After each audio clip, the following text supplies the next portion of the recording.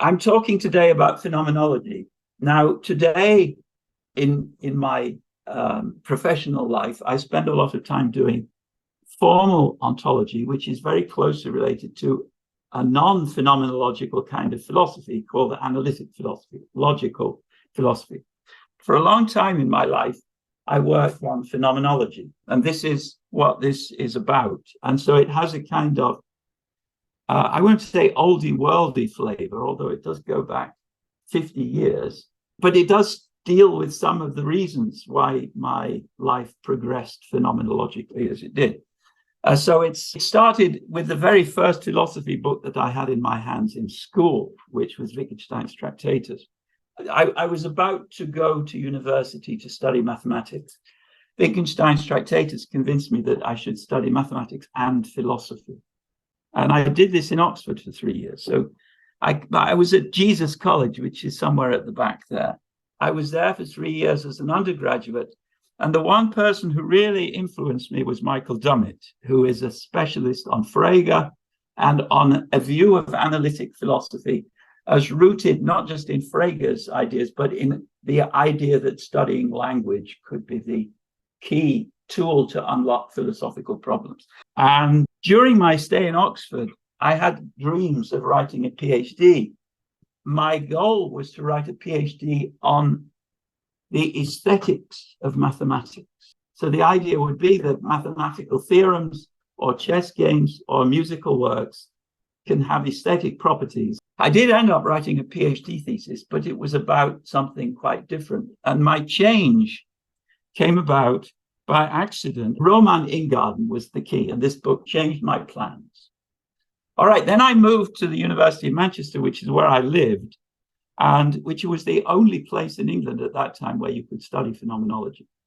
I was a student working, on my thesis, which is called, I used a typewriter. If I made any mistakes, I had to white out top copy and the carbon copy. It's 600 and something pages long. I didn't know what hellish waste of time I was going through because we didn't have computers in those days. And it's about Husserl, Frege, Dummett, and Reinach. But it's about ontology in the classical philosophical sense. It's about how these people study beings, entities formally. And during that time, I met two philosophers, philosophy students, who were also doing a PhD in Manchester at the same time. Peter Simons became quite famous in various universities. He finished in Trinity College, Dublin. And Kevin finished and hasn't quite finished yet in the University of Geneva. So, all right, this is Manchester. After my PhD, I moved to a postdoc in another Northern English university. And then I moved back to Manchester as a faculty member. I inherited the position of my PhD supervisor, who retired. So I was responsible for phenomenology in the philosophy department in Manchester, which is very much dominated by what we might call American. The Americans are of two types. On the one hand, there are Americans who do American philosophy, and then on the other hand, there are English people who do American philosophy. I was the only person doing philosophy in a European sense. So Peter and Kevin and I published a lot together. We worked a lot together. We organized many meetings together, and we changed the world. This was one of the papers which was quite successful and still successful. That there's a whole industry of truth making, which we more or less initiated in 1984. And on my door in the philosophy department in Manchester, I had this sign to indicate that you were now going into the world of European philosophy. This comes from the Berlin Wall. I guess you all know what the Berlin Wall is, Checkpoint Charlie and all that. At the center of all of this work with Peter and Kevin was not Ingarden, but Ingarden's teacher, Husserl, who was the founder of phenomenology and who was born in Austria-Hungary. And a lot of the work I did subsequently between 1990 and 2000, or 1980 and 2000, was about Austro-Hungarian philosophy, including Husserl. Normally counted as a German philosophy because he spent his mature life in Germany, but he was an Austrian, born in Austria-Hungary, and like many of the other people I'm going to talk about, Even the Poles I'm going to talk about, they were born in Austria too. And they were certainly not part of Poland because Poland didn't exist. All right, so formal ontology. The term comes from Husserl's logical investigations, and both Peter and Kevin and I thought that Husserl's logical investigations, and specifically the logical investigation number 3 on the theory of wholes and parts, was the key to doing good philosophy. So we thought that many of the targets of analytic philosophy were important to work on, but the proper method was to be found in Husserl. So this is the first formal theory of mereology, theory of parts and wholes. And more generally, it presents something called formal ontology, which is the theory of ontological structures which are formal in the sense that they are domain neutral, not material in the sense of being related to matter, but material in the sense of being domain non-neutral, domain specific. And relations like part-whole, instance of, and so forth are formal relations. All right, so these are the main parts of Husserl's formal ontology. He was very keen on the idea of a theory of dependence relations and theories of boundaries and continuities, topology, and then theories of instantiation of species and lowest specific differences and so forth. So this is pretty old-fashioned in the sense that most of it is found in some form in Aristotle. But Husserl saw, and Husserl was originally a mathematician, saw that you could treat these kinds of issues in a formal way, in the sense of that mathematics also is formal. So formal logic, formal ontology, and formal axiology, which Husserl also dealt with, are all very much related to mathematics. 30 years later, probably in Italy, but that's neither here nor there, I created something called basic formal ontology. And this has become very important. This is what I work on all the time now. And this includes all of the things that Husserl thought were important parts of formal ontology, together with a much more specific treatment of space-time, of processes, and of what we call realizable entities, which means dispositions, powers, functions, roles, and so forth. So basic formal ontology is very much rooted in Husserl's logical investigations, and it adds these particular ingredients. The idea is to create a top-level ontology which will not merely be domain neutral, but will be domain all-encompassing. In other words, every formal ontological need of any ontology will be met by BFO. I don't claim that is the case yet, but it will be the case, maybe in 50 years. So it's hard work. All right, so we have formal ontology, which deals with the interconnections of things, and we have formal logic, which deals with the interconnections of truths. And that too corresponds broadly with Husserl's account of the relation. He was not always clear when he was using the word formal to distinguish formal ontology and formal logic. But this corresponds to the general view he was presenting in the logical investigations. And so these are ontological structures. So that's John and that's Mary, and they are independent entities. So they're not dependent on anything else in the sense of dependent, which Husserl was talking about.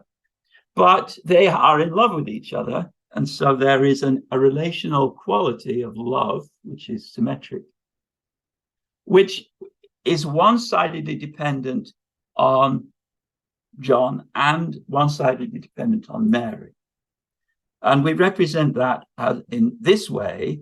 So dependent entities have dotted lines and independent entities have solid lines, and relations are captured representationally by using single lines connecting boxes. And here we see two kinds of relations. Dependence relations are what we can think of as thin relations, and love and hate and marriage and magnetic attraction are thick relations. They have empirical properties of various sorts. And there is a third kind of relation, which are comparative, such as being taller than. But in any case, there's more than one kind of relation. In predicate logic, of course, people don't realize that. And so one of the activities that we engaged in during this period was attacking analytic philosophers because they thought that predicate logic gave you a key to creating a mirror of the universe. And they got it wrong. Husserl and Aristotle came closer to getting it right. All right, so that's a relation. And then we can have also two-sided mutual dependence. And well, we'll give some examples of this later on.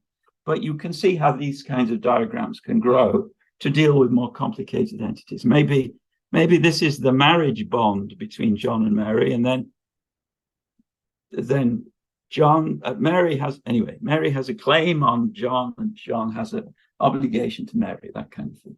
Then the claim and the obligation will be mutually dependent. We'll come back to these things later on. And then we can illustrate part-whole relations. So love may include going on holiday. You go on holiday together, and that would be a part of the general relation of love in this particular case, although that example is not a very good one. All right, so now we get to the structure of the universe. So Husserl's idea is that there are relations which we find in the universe which are essential relations. Now, again, Aristotle saw this already. This is not really anything new. But dependence relations are essential relations in this sense, and there are laws of essence which capture these necessary relations. And dependence between the love of John for Mary and John is an essential relation. A love cannot exist without a lover, a subject. That's an essential relation called necessitation. If love exists, then there is some lover. Not necessarily two, but in the happy instances, then it will go in both ways. To say that love is compatible with kindness is to express an essential relation. To say that love is incompatible with plotting to murder is another example, maybe, of one of these essential relations. And similar, that means that love excludes plotting to murder. So we have here some, again, not very good examples of laws of essence. And this is going to play an important role in the whole of phenomenology. And Kip Fine, who is the world's greatest living metaphysician. All right, so all of this is being represented, practiced, formulated in German. And so we have a very important word, Wesenszusammenhang, which means something like essential structure or essential configuration, and Wesensgesetz, which means essential law. That we are interested in the Wesenszusammenhänge, the essential structures. And we don't call them essential structures. When I say we now, I mean Jobst Landgräber and myself, who are working on mathematics and physics ontology. There are essential structures in those domains, but the phrase essential structure doesn't work quite so well as Wesenszusammenhang, particularly if you're German.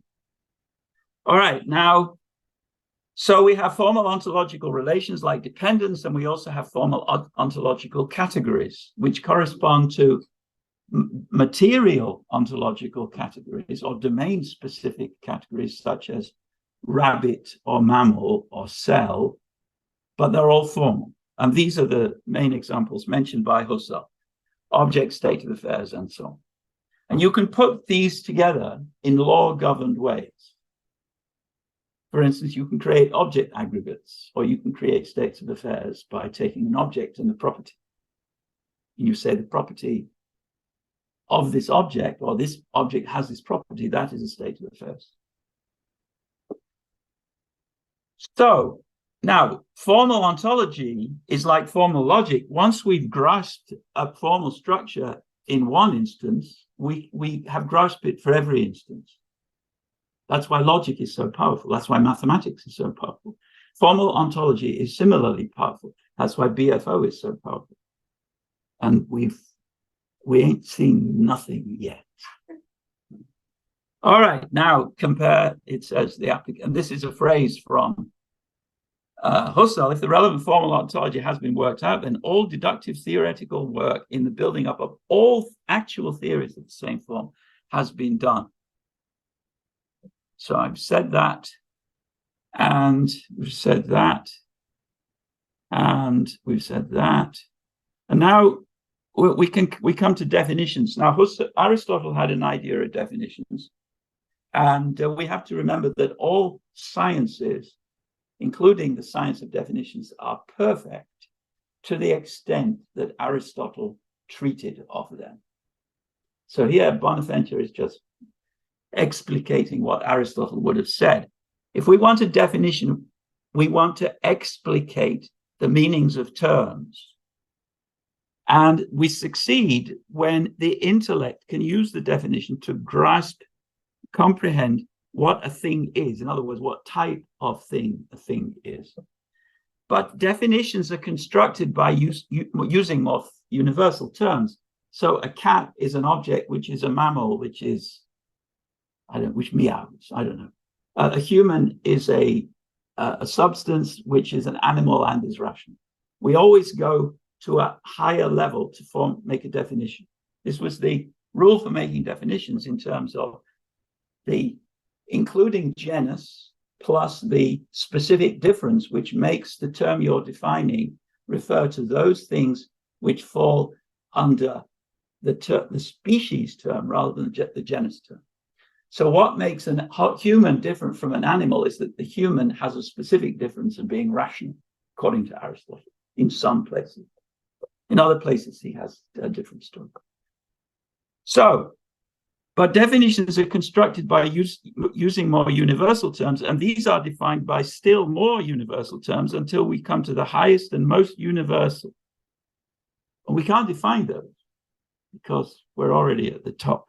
And this is where the top was for Aristotle, and this is where the top. And basic formal ontology is named after this passage in the Third Logical Investigation, where Husserl was the first person ever to use the phrase formal ontology. So this is where the top ends, really. This is Aristotle plus some more things. This is 1/4 of BFO, minus all the relations. All right, and this is the ISO standard. Aristotle didn't get to the point where he had an ISO standard. All right, these are now some of the examples of some 400 or so domain ontologies, which are defined into domain-specific ontologies defined in the St. Bonaventure Aristotelian way on the basis of BFO. And the mental functioning ontology takes BFO and then adds more terms in roughly this kind of way. And the emotion ontology takes the mental functioning ontology and adds yet more terms to create an ontology of the different aspects of emotions, not kinds, but aspects, because every emotion involves a physiological response, every emotion involves an emotional action tendency, and so on.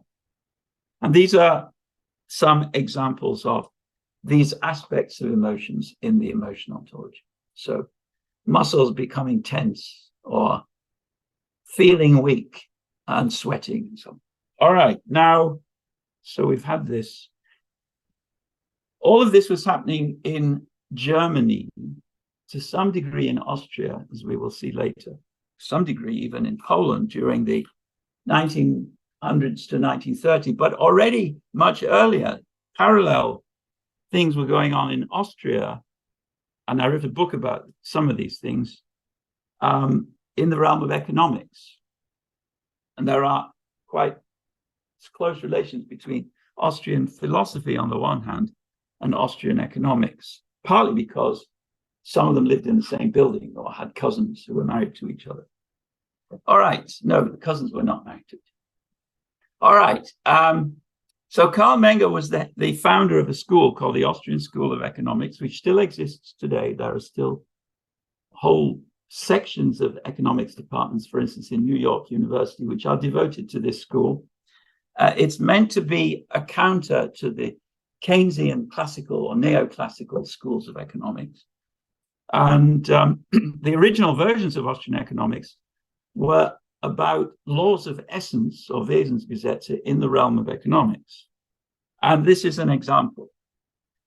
A good exists only if simultaneously we have a need, a causal connection to the satisfaction of this need, a knowledge of this causal connection, and a command over the thing sufficient to direct it to satisfy the need. And Menger wrote whole books based upon this kind of essential analysis, which is an analysis of part-whole relations, as well as dependence relations. So it's very much in the spirit of Husserl. So the goal of research in economics can only be the determination of the general essence and the general connection of economic phenomena. And these essences are things like buying, selling, ordering, contracting, and so forth. And in the 20th century, Ludwig von Mises became even more famous than Menger. He thought that all of economics could be captured in one single axiom, which is the axiom, man acts. And if you know what acting is, then you know everything about preferences and so forth. And I don't think that Mises was quite right, but I think that the a prioristic view of economics has a lot to be said in its favor, and I tried to express these things in this paper. Murray Rothbard was a famous third-generation member of this school, and he actually wrote a very kind and friendly review of the book on Austrian philosophy, which I showed you. And then there is Hermann Hoppe, who is a very interesting, strange case. I don't think I'm going to tell any jokes about Hermann Hoppe. Although I like him, he's a nice man, but there are too many things you can make jokes about. So one of his books is A Defense of Monarchy, which is, of course, correct, but you shouldn't say that. All right, now, what we're really interested in is something which I call the Munich-Göttingen-Krakow school, and it's sometimes just called the Munich school. If you're being really clever, it's called the Munich-Göttingen school, but I call it the Munich-Göttingen-Krakow school, or Krakow, if you like. And the Munich school began in Munich, and some of the leading members of the Munich school are listed here. There are several others of equal importance, but I'm going to be focusing on these people. And then we move into Poland. So Roman Ingarden was a member of the Munich school who then reconstituted it in Poland. And Karol Wojtyła is so in German, you can put the verb at the end of the sentence. You can't do that here.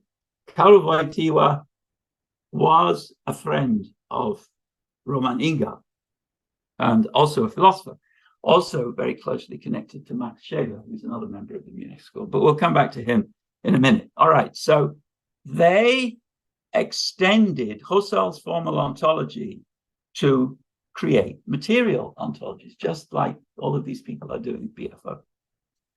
So they worked usually on quite philosophical topics, but Reinach, for instance, worked on law. Edith Stein worked on the state. Ingarden worked on art and many other things. And Wojtyła worked on things like freedom and conscience and religion, I'm told.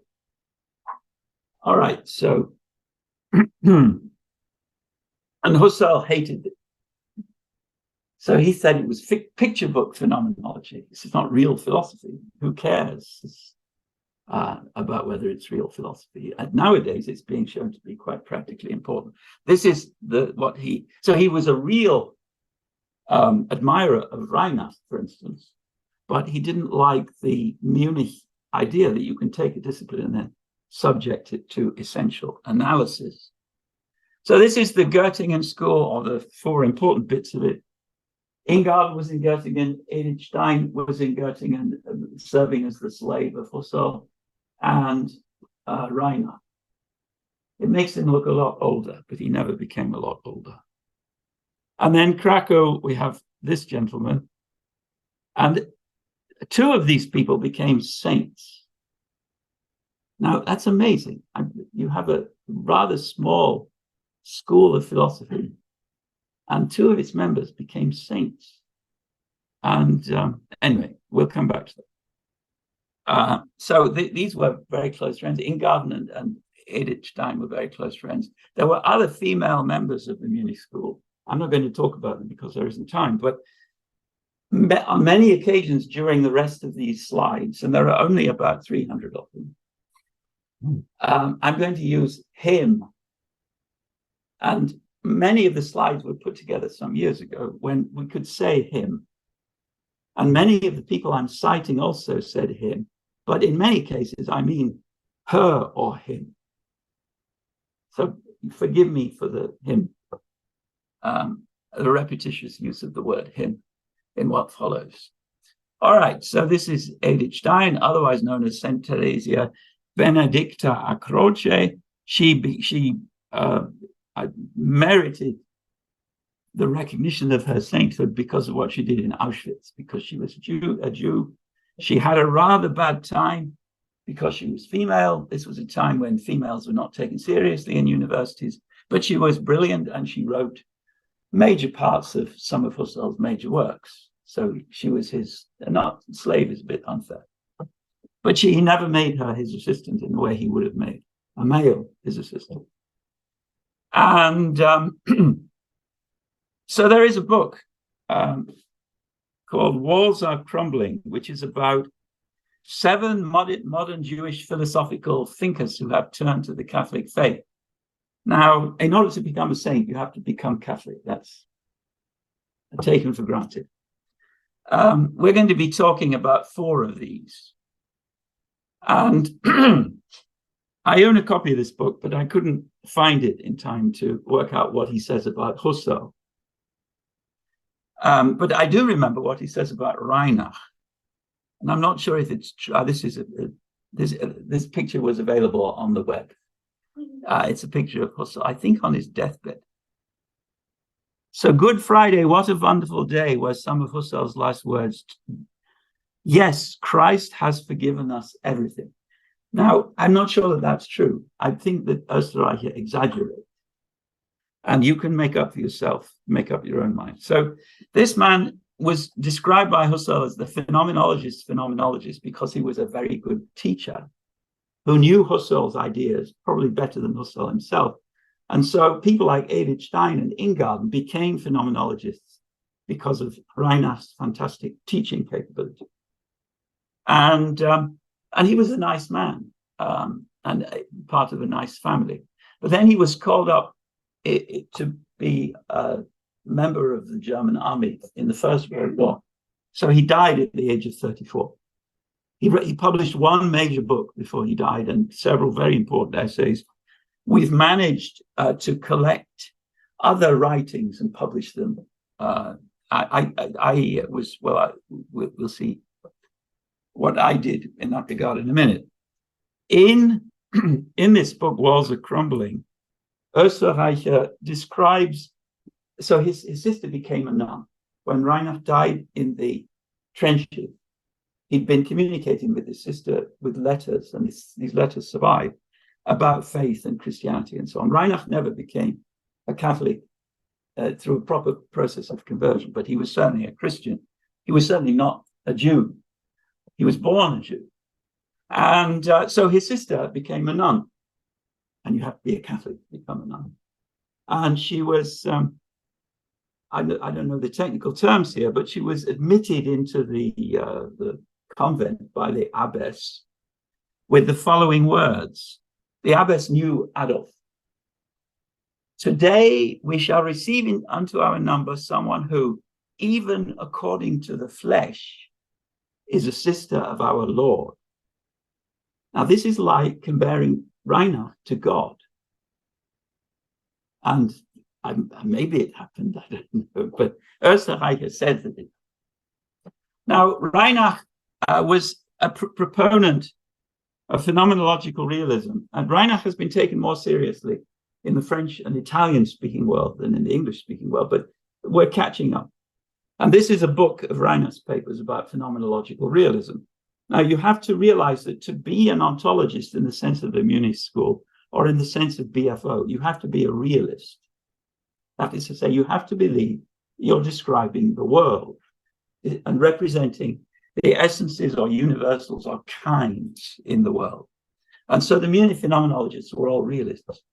In around 1910, people say, Husserl fell on his head and this damaged relevant brain circuits. And so from that point, they say, he was an idealist. He didn't believe in the real world anymore. Neither did his major followers. He became a famous representative of the German tradition of transcendental philosophy. So he was like Hegel or Kant and so forth. He pictured himself now as a great man in German philosophy, which he was able to do, even though he was Jewish at that time, because people didn't care. They did later.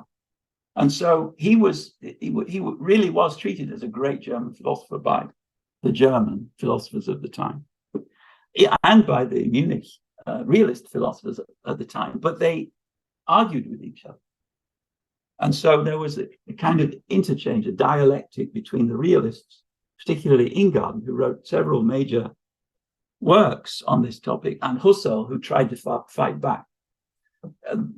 In a way, the realists lost in the sense that they never convinced Husserl to go back to being a realist.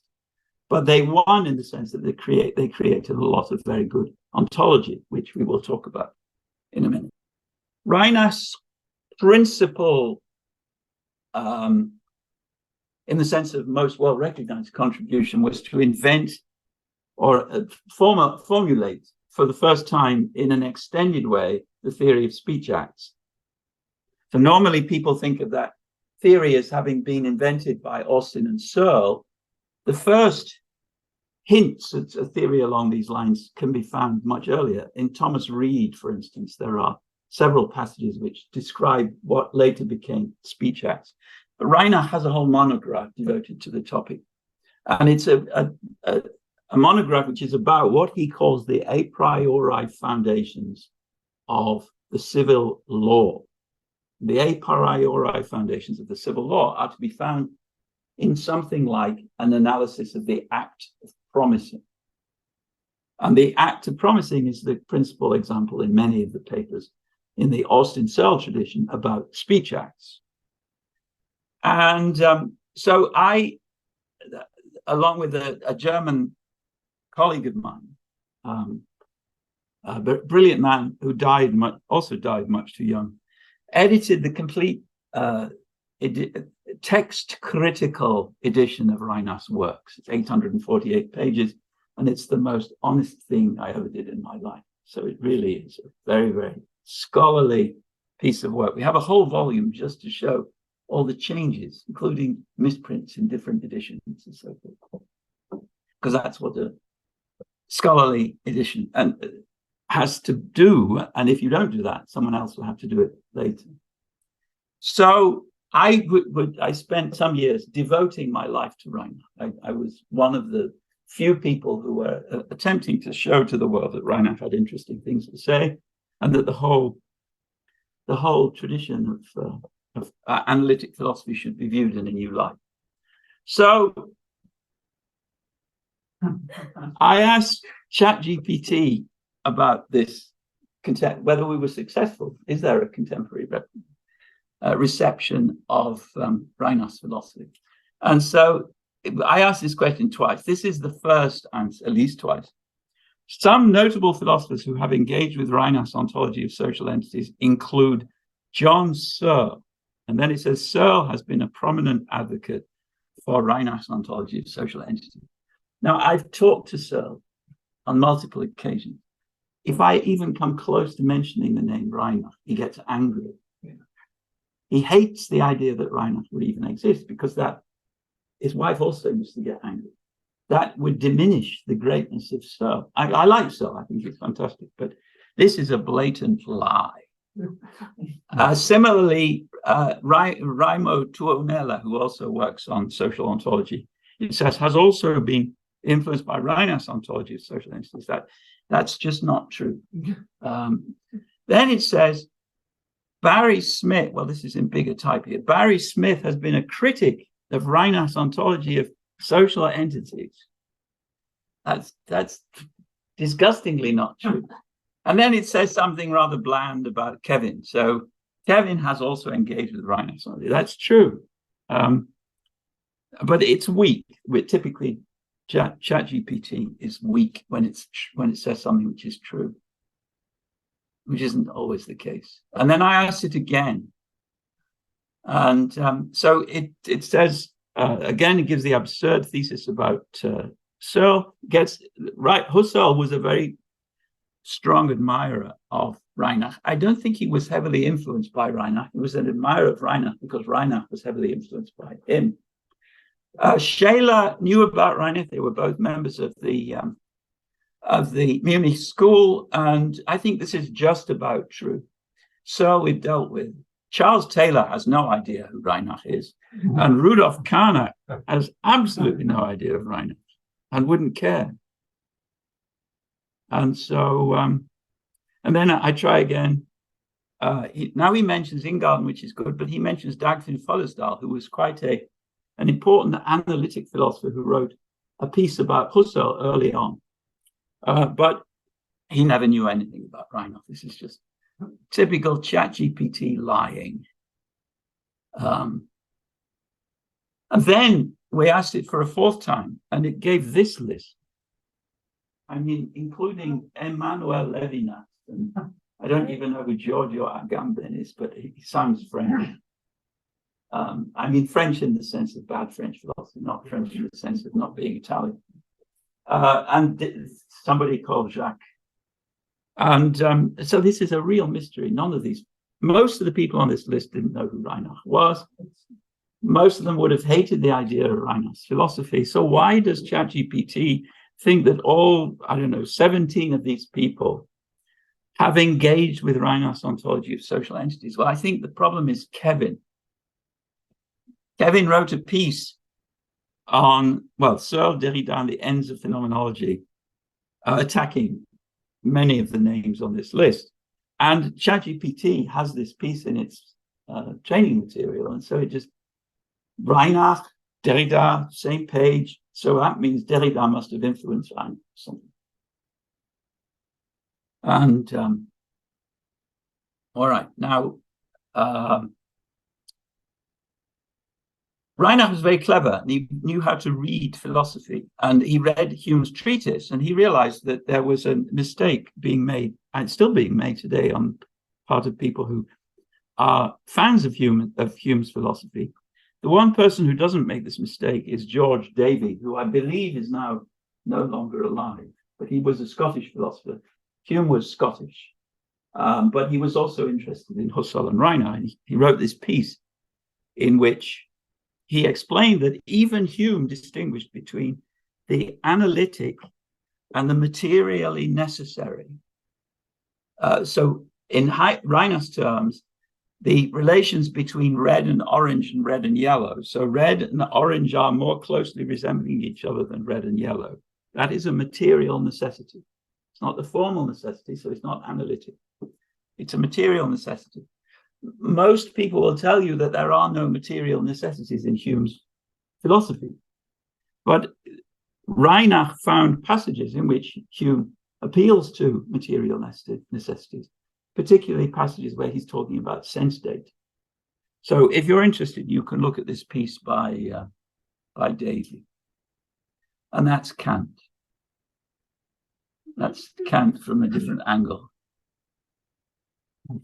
And this is a very nice paper on this whole Munich phenomenology and the Wesensgesetze and so forth. And this is a passage from this piece.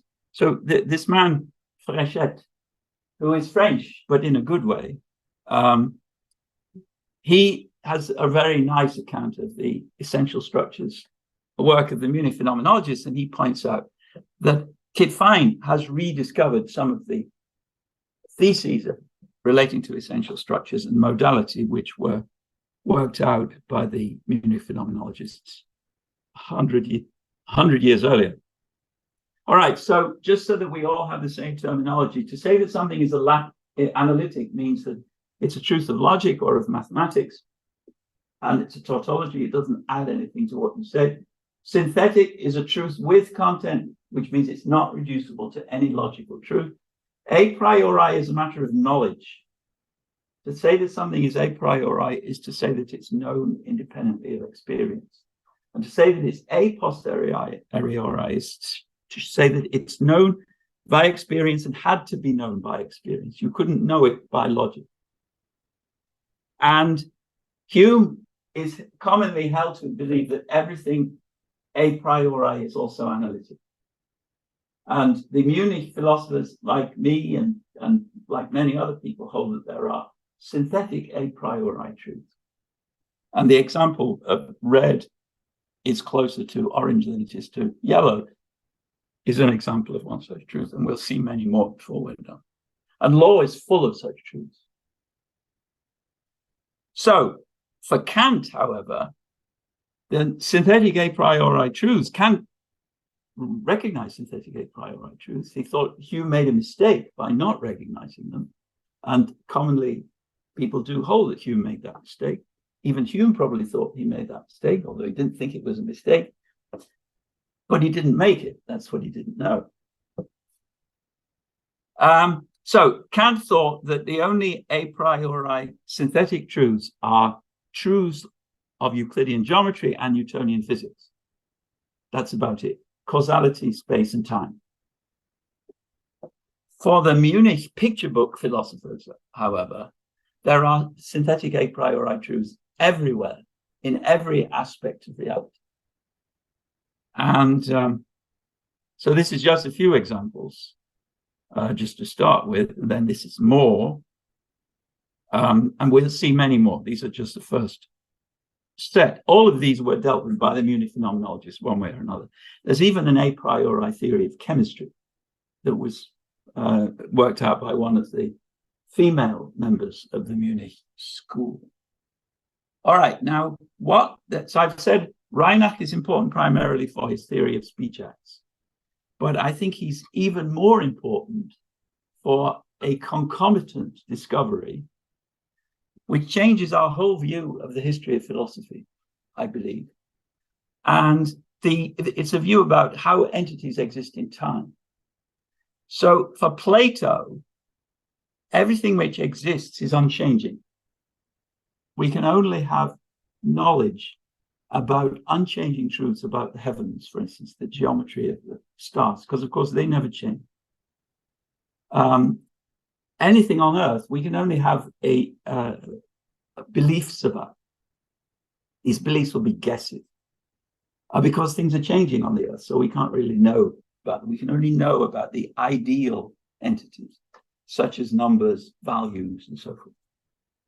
Now, another sort of history, and this was the typical American 20th century account, says that every sort of history is about things which are always changing, things which are part of the world of what happens and is the case, things which are subject to causality. They're changing all the time. You're changing all the time. Even this table is changing all the time. Even this lump of granite is changing all the time because it's losing atoms very slowly, but still. So this is the standard 20th century view. It's the standard view often ascribed to Hume. And what Reinach did is, and this is Aristotle's view. Aristotle thought that there are empirical things. So he was an improvement on Plato. Plato thought everything was unchanging. Aristotle recognized that there were changing things like organisms, which were at the heart of his philosophy. Reinach recognized that there are ideal entities or entities which have the feature of ideal entities, that they're not affected by causality and by causal change, but which are rooted in history because they are made by humans. So there are three sorts of history. There is the Platonic history of things like numbers, there is the empirical history of things like people, and then there is the a priori history of things like claims and debts and property rights and many, many other things that we'll talk about in due course. Architectural plans would be an example. Chemical sequences would be an example. Gene sequences maybe would be an example. These are all entities which exist in history from a certain point, but which do not change. And until they cease to exist. So you pay off your debt, the debt ceases to exist, for instance. Or you synthesize a molecule, but it's so difficult to keep the molecule in existence that after a while you stop synthesizing it. But that molecular pattern did exist for a certain period of time in the world of reality, not just in the world of patterns. All right, so and Edith Stein had a similar view about the state. Now, states change, but there is something which she discusses in her big book about the state, which is unchanging about a state, and it's in the same ballpark as things like debts and claims. It's things like authority and so forth. All right, now, so Reinach was the principal advocate of this view. He was, the view was extended even further in very interesting ways, as we will see, by Ingarden, his pupil and friend, and by Edith Stein and by some of the other phenomenologists. But it was him who showed how we can make progress in developing an ontology of these entities of the third kind, which arise particularly in the realm of social ontology. And so there are various different kinds of social acts. The word social act was used also by Thomas Reid when he was talking about what we nowadays call speech acts. But not all social acts are speech acts. Many social acts are document acts. And in November, we're going to have a visiting speaker or a visiting Zoomer who is going to be talking about not speech acts and not document acts, but device acts. An example of a device act would be a clock. And anyway, there are many other more interesting examples of device acts, but he is really keen on clock. All right, you can see some of the details of what we'll be doing in November. November the 6th, I think it is, on the wiki page. But that's a work in progress. That particular entry in the program is a work in progress, as indeed are most of the entries, depending on how well I do in finishing this today. All right, so social acts are informing, questioning, requesting, commanding, promising. Right, Reinach worked out some of all of those things, and they each have an experience which underlies them. So if you make a command, then you have to have a volition, a will, that the command be executed. That's an essential law. It's a necessitation. And now, of course, there are some lazy generals who just, it looks as if they're issuing commands, but they don't care. They're just reading what their adjutant has given them, but they're not commanding, according to Reinach. Just as if you tell a lie when you say, I'll give you $100 tomorrow, you're not making a promise. Now, clearly, well, we'll see how Reinach deals with those kinds of cases in a little bit. So enactments are what lawmakers do when they enact a law. For instance, when the mother decides what time the children have to be at home at night. And then there is an outcome, which might be a state of affairs, or something like that. So the state, which is the outcome of informing, is that the informee now knows the thing which the informer was informing her about. And asking a question similarly. And there is another beauty phenomenologist, which I'm not going to talk about, a man called Daubert, who did a great deal of work, very interesting work on these kinds of questions, including on the question of questions. And along with the co-editor of Reinach's works, whose name is Karl Schumann, I wrote a paper about this man. And he's called Johannes Daubert, and he's interesting because he never published a word in his life. He was probably the most important figure in the Munich school. He was the one figure in the Munich school who was allowed to criticize Husserl to his face. But he was a farmer. He didn't need a degree. He came into the university, discussed and wrote notes, and he wrote thousands of pages of notes. And like Husserl, he used a secret shorthand.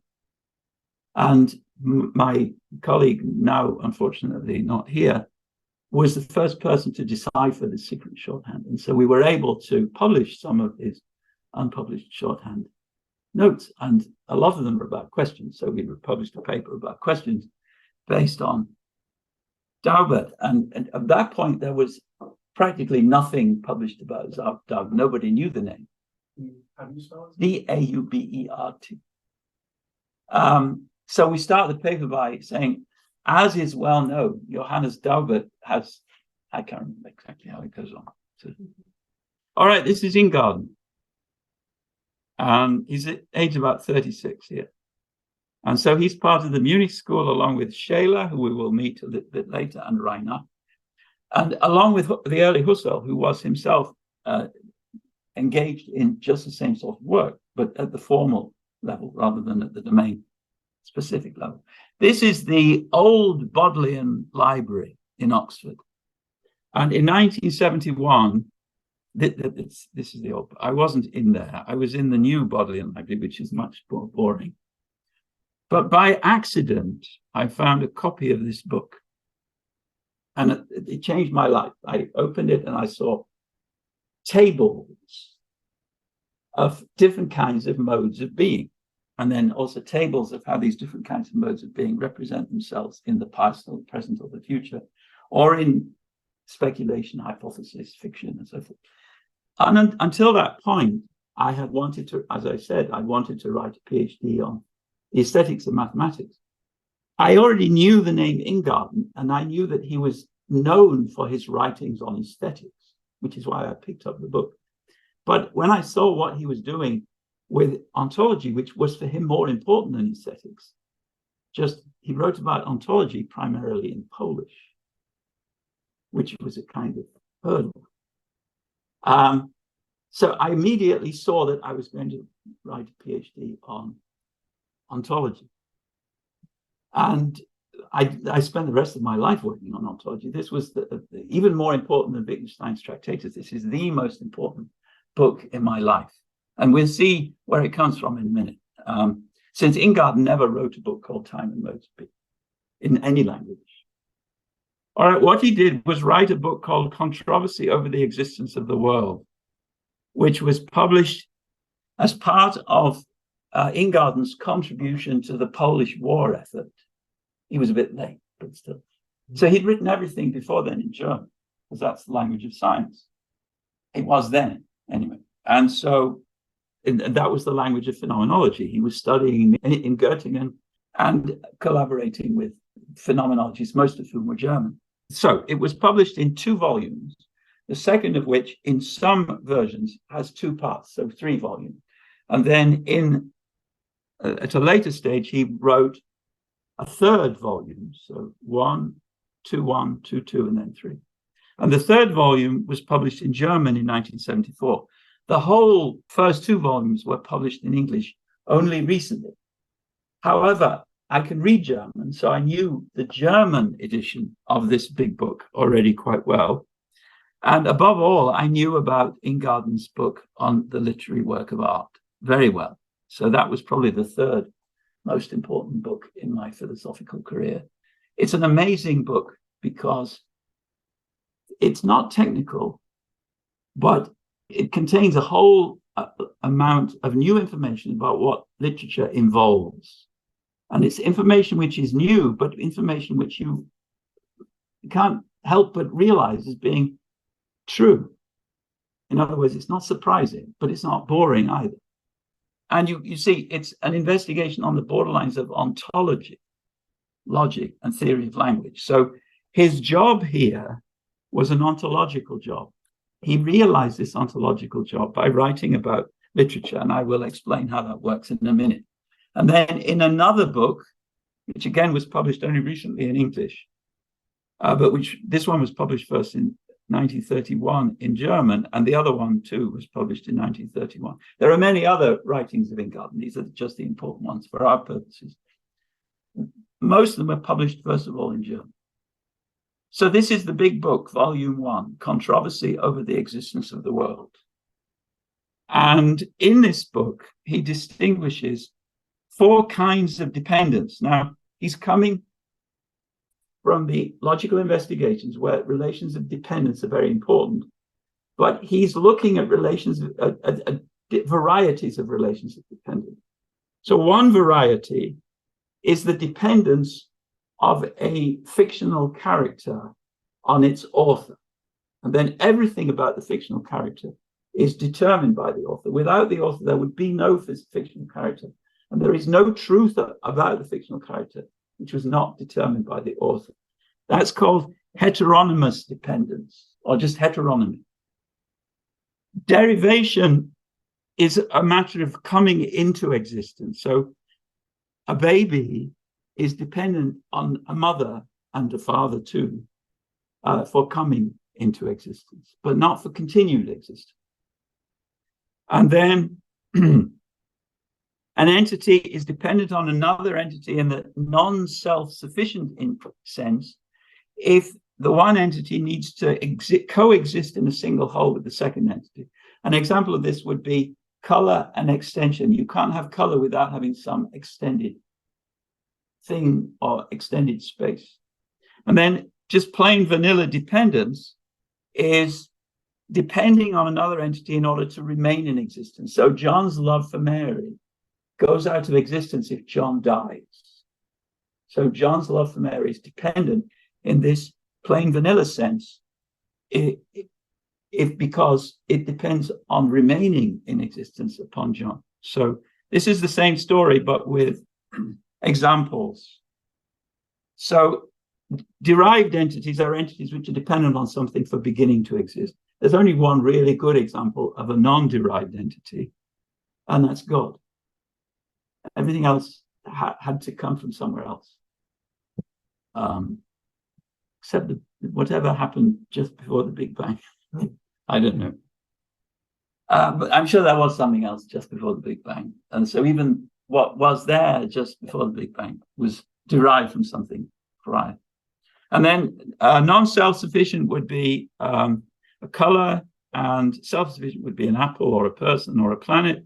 And then dependent in the plain vanilla sense would be a mammal is dependent upon oxygen for its remaining in existence, but otherwise it's independent. It's not dependent upon anything. All right, so these are the 4 existential moments of dependence and independence. And entities can have various combinations of these 3 kinds of dependence. So God is not dependent on anything for anything. He's an absolute. His mode of existence is absolute. Nearly everything else is very dependent. Fictional characters are very dependent. And in order to understand dependence, Ingarden started to work on the structure of the literary work. What are fictional characters? So there is this paper by a Pole called Husserl, who hangs around in Austria these days, which summarizes all of what I just said. The gray is the non-realizable. So I don't think I'm going to go into details, but you trust me that this is a pretty good account of what is possible given Ingarden's approach.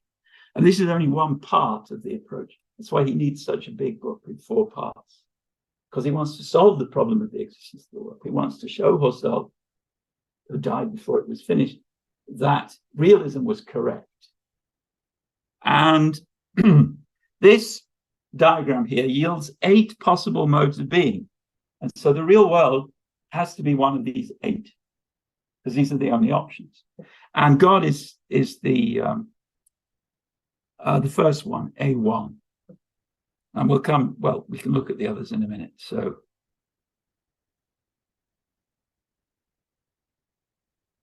I don't need to go into this detail. So this is a picture now of all the different categories.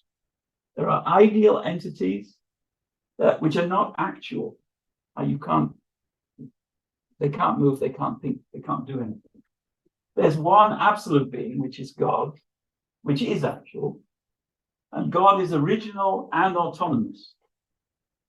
And then everything else is derivative or heteronomous. So derivative are present continuums, like people and planets. And a slightly weaker form, which Ingarden calls post-actual, are past continuants, which are things like Julius Caesar and President Truth. And you see, as we go from God to the present God, to the present events, and then to the past events, and then to the future events, which are only possible, they're not actual in any sense, we're getting weaker and weaker until we get to the non-actual, which are what Ingarden calls purely intentional objects, which are heteronymous and therefore derivative because they depend upon something else which is derivative. And so we have something like a great chain of being from absolute being to Sherlock Holmes. And so these are the 8 possible modes of being. So we have God and Platonic entities, and then we have ideal entities like debt, claim, mortgage, and so on. Then we have present continuum, present processes, present event, purely intentional entities, and purely intentional entities of a weaker kind. And so Ingarden wrote the literary work of art in order to show why idealism is wrong. Idealism would say that the real world does not go here, the present continuum, which is where we would want it to go. So idealism says the real world does not go under present continuance. So how is he going to show that the real world does not go under present continuance? Well, the only alternative option is that the real world is, and this is the idealist view, the real world is a purely intentional object. Purely intentional object is dependent upon, in all respects, for all its qualities, on some author, some creator, some origin. And every creator of every literary work has only a finite amount of time, and therefore only a finite amount of text to determine all the qualities of its fictional characters. Therefore, qualities of fictional characters are always spotty. They have loci of indeterminacy in Ingarden's terms. No real entity has loci of indeterminacy, because for every real entity, if we have a question about any quality, we can always answer that question by measuring or by investigating more closely. We can't find out how tall Hamlet was by measuring. And the same applies to Sherlock Holmes, unless Conan Doyle tells us that he was exactly 5'11". But then Watson, we still wouldn't know how tall he was. And we wouldn't know many other things about Sherlock Holmes and Watson and their dog and the kind of whiskey they drank and so on. So this is the argument. This is why the book on literature was a contribution to the resolution of the controversy over the existence of the world, which Ingarden and Husserl had been fighting for the whole of their lives. So this is a picture of a literary work. The basis of the literary work, these are strata of literary work. And as soon as you've written a literary work, you've created all of the strata.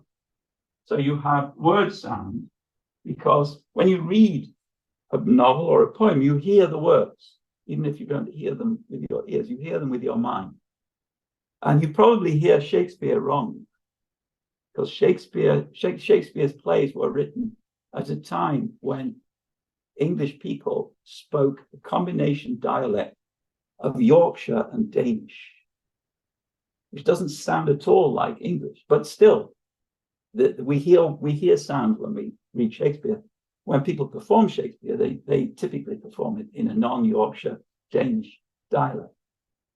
Then we have meaning units, because we understand the meanings of the sentences, and higher order meaning structures, which are what enable us to visualize the places and the events and so forth.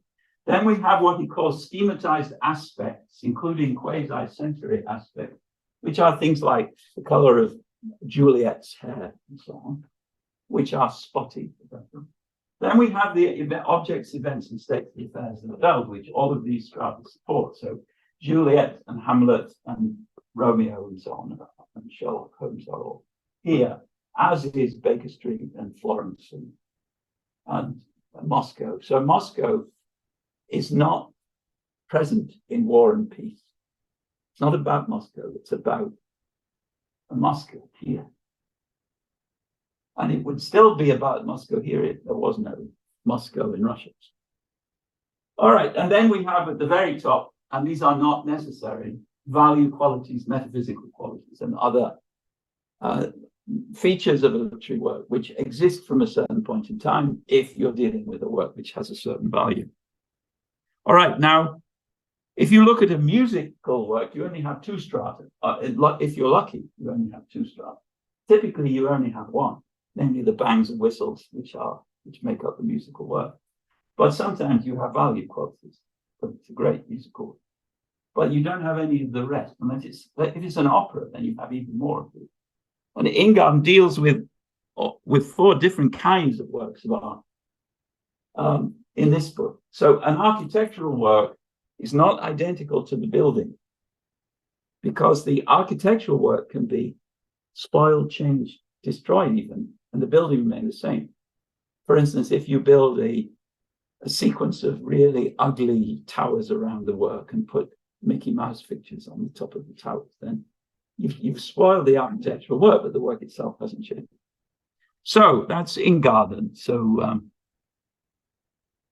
the scientific work doesn't have any of the metaphysical qualities, and it doesn't have any word sounds. The sounds do not play a role in the scientific work. And journalists, he has a paper on what he calls borderline cases of literary works, which deals with things like journalism. So the difference is that a literary work represents represented objects, so they are heteronymous, they're purely intentional. Whereas scientific work, if you're lucky, represents objects and events and states of affairs in the world. Which is why there is no corresponding stratum inside the work, because the stratum is outside the work. And then we have intentionality going from the representations in texts and symbols to the objects in the world. All right, now this summarizes what I said earlier. So we will pause here and if there are any questions. Yes? For Ingarden, what kind of notion of time does he subscribe to? So I think you talked about past, present, future. Yes, so he thinks that the past is such that, now I have to be very careful here. The past doesn't exist now, it's not actual, but it was once actual, and that's a pretty strong kind of being. The future is not even future actual because it may never happen. So it's always, the future is always somehow probabilistic. And I think that's as far as he goes. He doesn't have a sophisticated theory of time. To my knowledge, I'm sure he has lots of things to say about time, but not in regard to the ontology. He talks about why he has this particular treatment of past, present, and future. And that's part of time. So Time and Modes of Being, the book that I mentioned, is in fact an English translation of parts of volume 1 of the controversy. Well, yeah. I just want to go back, I guess, a fair bit to when we were talking about change versus unchanging and debt. Yeah. Is that an example? How does that fit into dependency? And why is debt unchanging? Yes, so I lend you $5. You have to give me $5 within the week. That debt just comes into existence. And then if you give me back the $5, then it ceases to exist. It doesn't change. It doesn't become more intense or less intense. It's just the debt, it's just there. And there are many other things which are just there. For instance, if I was King of England, we have one, I could make you a knight. You don't become British, but your knighthood would exist. It wouldn't change at all. And there are many, many other things. And where would that fit into dependency? Like, So the debt is dependent upon the debtor and the dettee. And there are different things to be said depending on whether it's a debt which is captured in some kind of document or not. And it could be that the debt is captured in a document, and that document serves then as the basis for other debts or other claims and so forth. But in the simple case, it's just a simple relation between human beings, and it's a thick relation. A priori, or it's everything I just said, I think, is a priori. In other words, you understood what I said and you nodded your head, so that's all you need. Okay. Yeah. The huge schema with all the categories. Yeah. That's in the 1960s book. That is present already in the Polish book, which was published in 1947. That is like dealing with so many things that happen in English speaking throughout much later on. Yeah, of course. These were really good philosophers. And you can read it in English now. That's even better. Yeah, the only problem is that each volume is $100 something, but well, you can borrow, you can share, I don't know. Library for that. Yeah. If it's not in the UB library, then tell me and I will tell them to order it. You said that in the old schema, God is absolute. Is that the term you use, or is that that's his term? Okay. But I just realized that the final book written by Edith Stein is called Absolute and Finite Being. Finite. Yes, so there is a book of letters between Ingarden and Edith Stein. Right.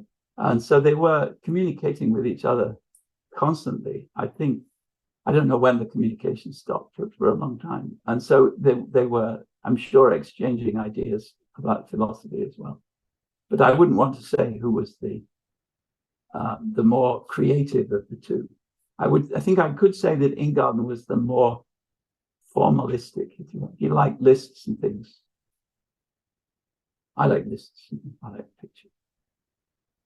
When I'm working on a new topic, the first thing I do is put the name of the topic in Google and then ask for all the images. Yeah. Could you just go into the literary books? Yeah. So question on my sensory aspect and everything. So the blondness of or the lusciousness of her hair, or the bright shininess of her hair. Okay. So it occurs to me that we should send this around. Try. If your name is already there, just tick it. Otherwise, put your name on there. I'm not going to do anything with that sheet. I just want to know who's here. Yes. So going back to his idea of time for existential moments of dependence, how much weight should we take with the moments in the Yeah. I'm thinking he kind of sounds like a growing block theorist. So would it be something like the particular time slice? Could I think of it that way? No, the moments are that they derive from the dependence theoretic approach to sense data that Husserl developed.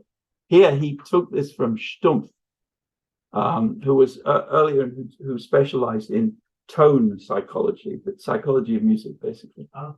So if you have a musical tone, you have a pitch, you have a timbre, and you have a loudness. They are moments of the pitch. And similarly, Ingarden said, modes of being have moments.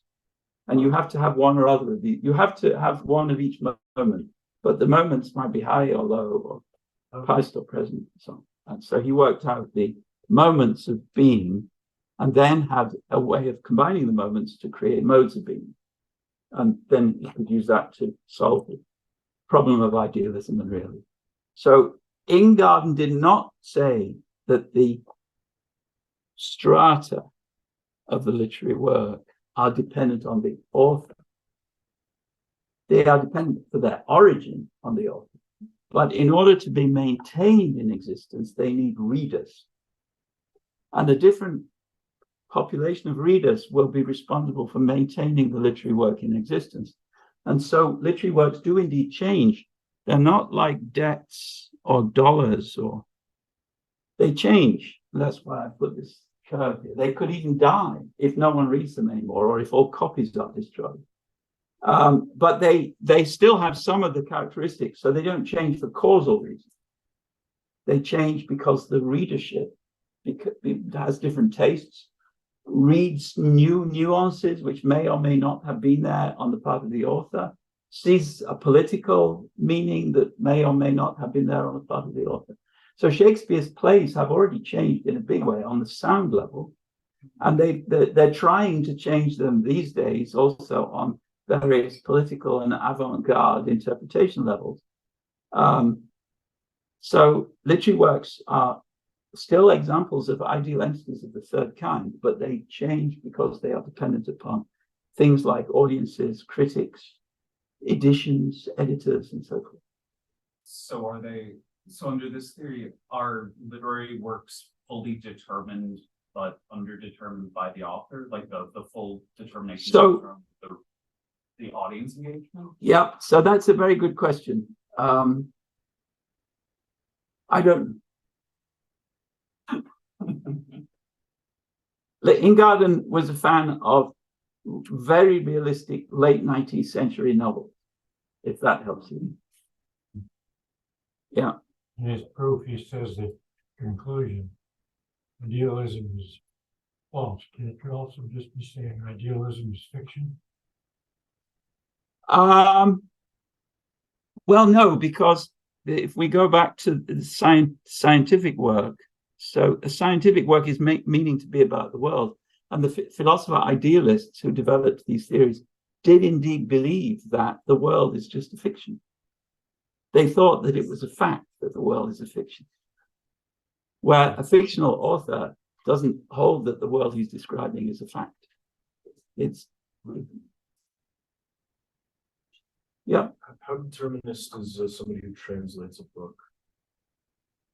Oh, so yes, so the life of a literary work may bifurcate or multifurcate if you get many translations, and each translation, you may even get multiple translations. In different cultures then would have a different reading of the work, and so the work itself has a life which involves multiple personalities. I once gave a talk at a German conference about Heidegger. Actually, no, it was about translation. And my talk was had the title Heidegger in German. Heidegger's work is untranslatable. And there were lots of Heideggerians in the room, many, particularly Japanese Heideggerians on the front row. And the chair of the meeting was Japanese. And before I could even start the first word, the Japanese all stood up in unison in the Japanese way, and they all shouted, "Of course, Heidegger can be translated. There are 9 different translations of Heidegger into Japanese." So, in other words, I couldn't give my talk. It's the only time in my life when I've been prevented from anyway. All right. So, works of art can have complicated lives. That's the important thing. The life of the literary work. All right, now I have a lot about Ingarden's theory of systems, but I'm not going to go through that. I will. I may be able to go through it quickly. So, in volume 3 of the controversy over the existence of the world, which is called The Causal Structure of the Real World, and which is extracted in short form in an English text in a book called Man and Value. And the idea here is the idea of relatively isolated systems. So I am a relatively isolated system. I'm a system, but I'm relatively isolated because I have a skin which isolates me relatively from the outside world. The outside world can still penetrate, and I can still penetrate from within into the outside world by speaking or sweating or throwing or vomiting. But there is the skin, and all animals have a hide or a skin or some kind of closure, which creates this relative isolation, which is a permeable membrane, which allows us also to expel waste. And so there is one relatively isolated system and other relatively isolated systems. We talk to each other, we pass things to each other. And the external, this is supposed to be a mind. So the mind is permeated by the external world in that we see the external world, we move around within it, we touch it.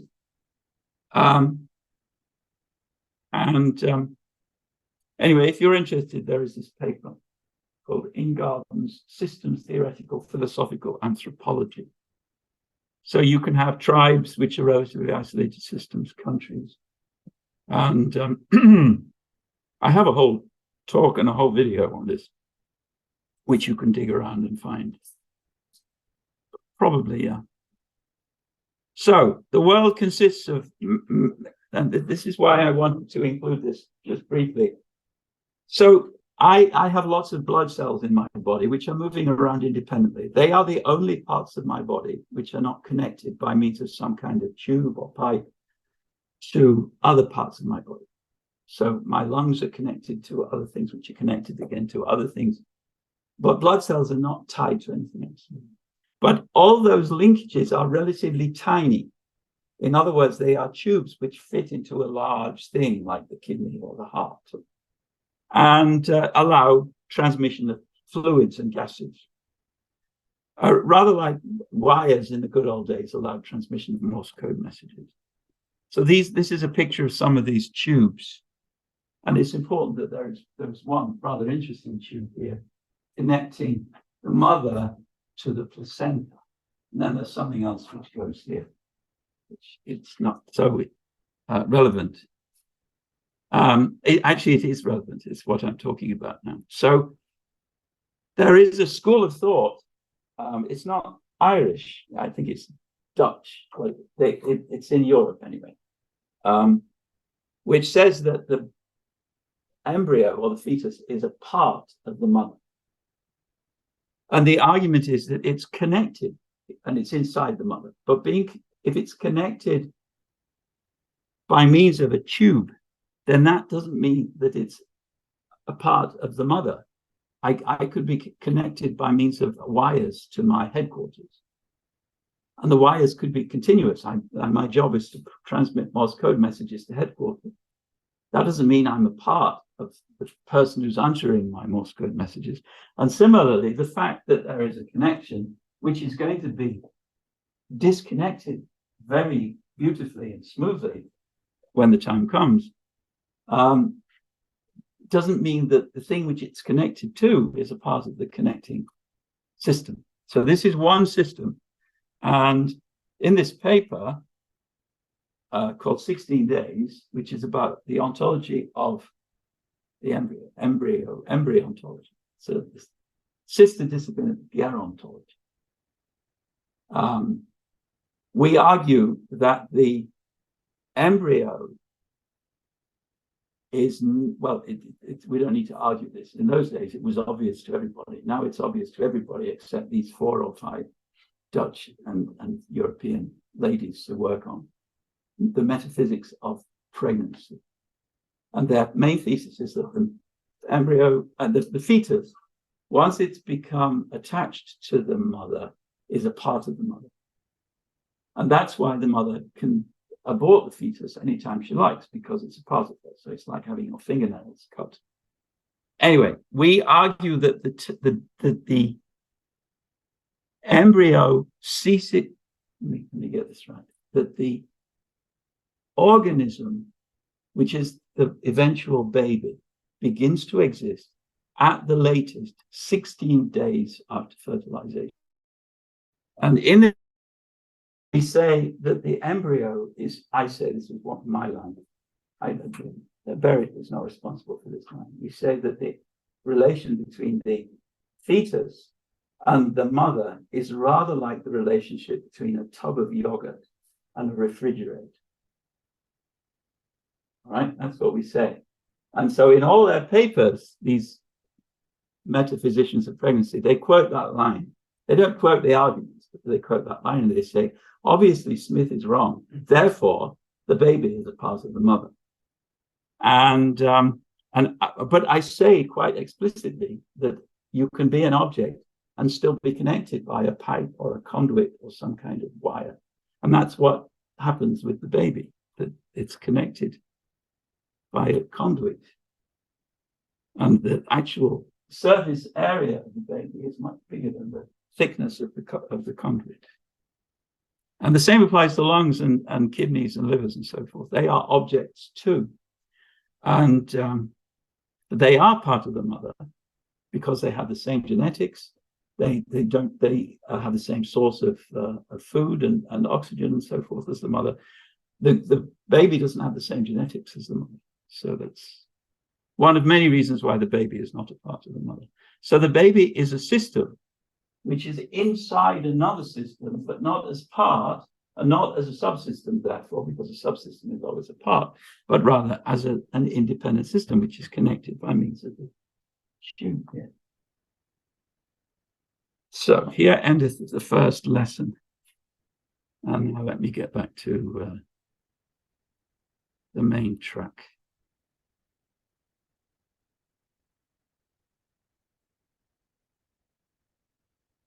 We'll come back to most of that later on. This is Jobst Landweber, who taught me a lot about systems.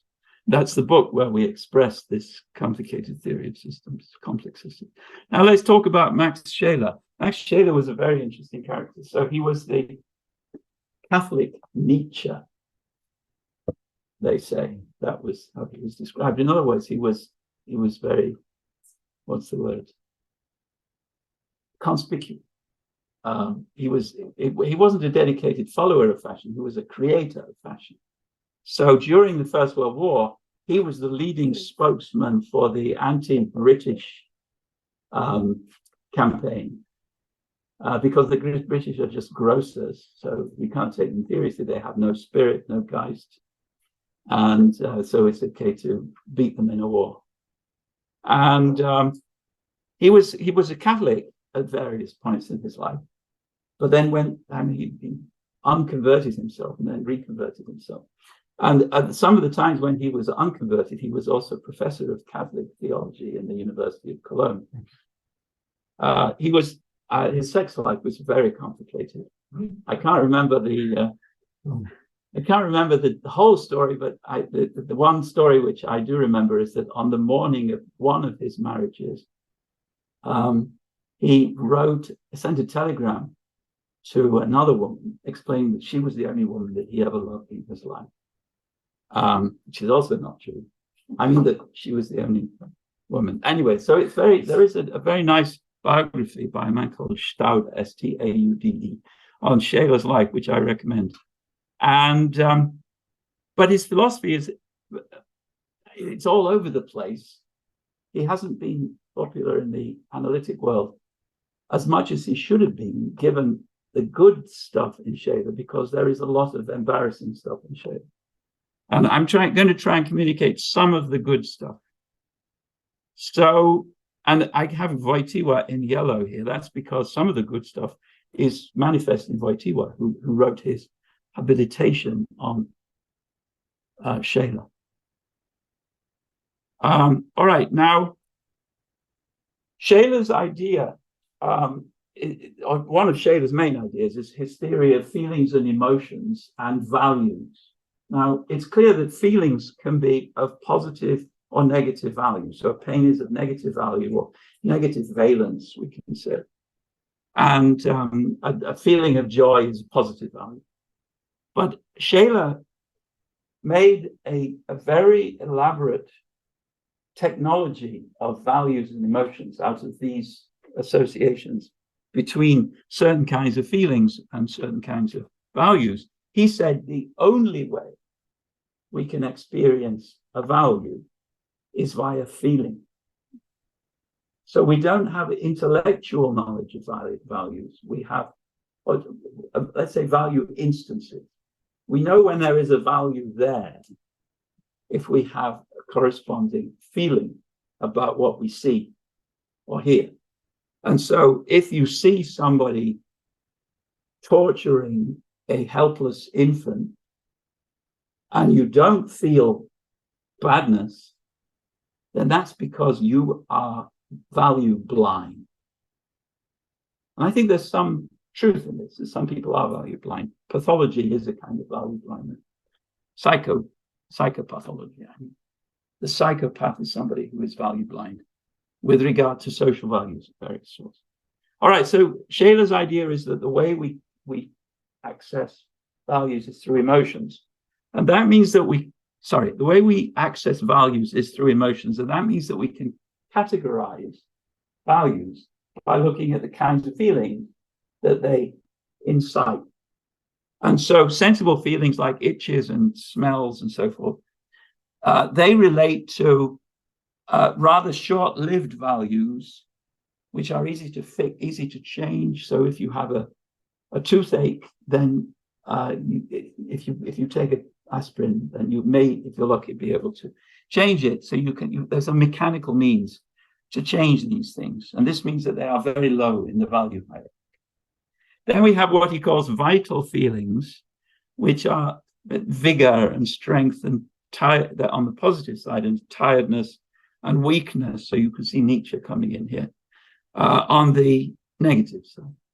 Then we have psychic feeling states, such as euphoria and happiness and sympathy and sorrow and anger and jealousy. And these come forth in all kinds of interesting psychosocial phenomena like love and hate and empathy and so forth. And we can alter them through acts of free will and through positive social interactions, he said. And then at the very top, we have spiritual feelings, which are somehow absolute. They don't belong to the ego anymore. And the examples he likes are all religious ones: bliss, awe, wonder, catharsis on the positive side, and then shame, despair, remorse, anxiety, conscience, and grief on the negative side. And these we can't usually manipulate. If we have a feeling of bliss, then that's by the grace of God. It's not anything that we can engineer. And we can't will ourselves to be in a state of awe. Either it happens or it doesn't. And so from this, we get a hierarchy of values. So we start at the bottom. There are utility values, which of course don't matter. That's just for the British. Then there are sensual feelings, which relate to things being agreeable or disagreeable. And then we have feeling states of the lived body, which correspond to mental values, and vital values that I talked about earlier. And then psychic feeling states correspond to mental values, and spiritual feeling states correspond to the values of the holy and the unholy. And this gives you a hierarchy. So we have sacred at the top, then wisdom, then virtue, and then utility.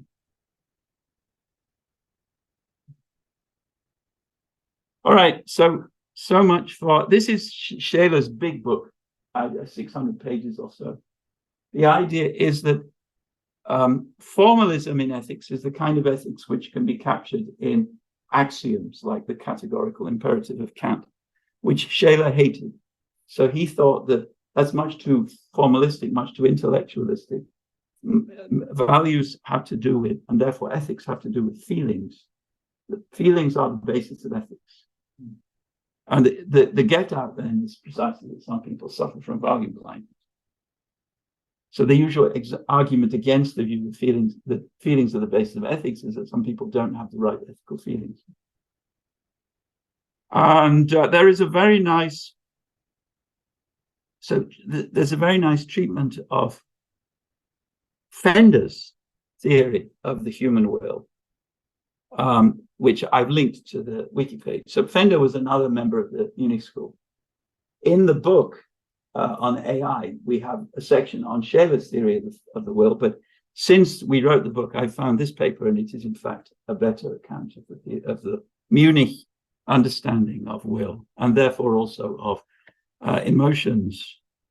All right, so this is Scheler's account, not Fender's account, of will. So a man, I could have been a woman, but a man sees a drowning child and experiences a feeling, it has to be a feeling, of moral obligation to save the child, and wills himself to save the child and jumps in. And then Scheler says that we have overlapping stages, and we need to understand the will by looking at these overlapping stages. We get the same stages wherever action occurs. In other words, because action always occurs on the basis of some act of will. So these are the stages, and Fender's theory is more detailed than this, and I think better also, but this will do for here. So there is a presence to the acting person of the object, the baby falling in the lake. A presence in the mind of the acting person, we could see a Geist, of the content to be realized, and of the salient value feeling. See, he feels that he has to jump in. And then there is a decision. And the decision, the act of deciding, has three parts. There's forming intentions, deliberating how to effect the rescue. So once you decide you're going to rescue the baby, then you need to decide how you'll do that, and whether you'll call the police first. And then the third part is the most important part. That's when you resolve. That's a mental act of resolving. But that takes place at the same time as molecular signaling events in your brain. And Scheler is, for this reason, as for many others, to be taken seriously even today, because he was never a Cartesian dualist. He always believed in the mind-body as being one thing rather than two things. So these two things are both happening simultaneously, and they are, in some sense, they're two sides of the same coin. And that is where the will actually kicks in, where you have a connection between the relevant part of the decision and the actual triggering of the event. And it would look like this. So this is stage 3C up here. And that's stage 4, but they're connected by nerves. And there's nothing here that we can predict. So one of the reasons why we can have no AI will, which Yorks and I have argued at length now, is because we'd have to predict that there would be this simultaneous decision and, in the case of the AI, presumably a mechanical effect. And we can't do that in the way which corresponds to what we understand as will when we are human beings willing. And Turing, so in other words, we can have no mathematical model of this. And Turing says that we can only model what we can describe mathematically. Now, the reason why will is so important for AI is the same as the reason why we still, after 50 years, have no working chatbots. AI can't do ordinary everyday conversation. And the reason why it can't do ordinary everyday conversation is because ordinary everyday conversation is soaked through with acts of will. We engage in conversation because we want something. And immediately that we engage, then we want something else because of the response. And the will is what ties the conversation together. And that's why you hate calling your bank on the phone, because there's no will to tie you together. All right, now, so the life world, I will talk about this at some other stage. I don't think we need to go into this really.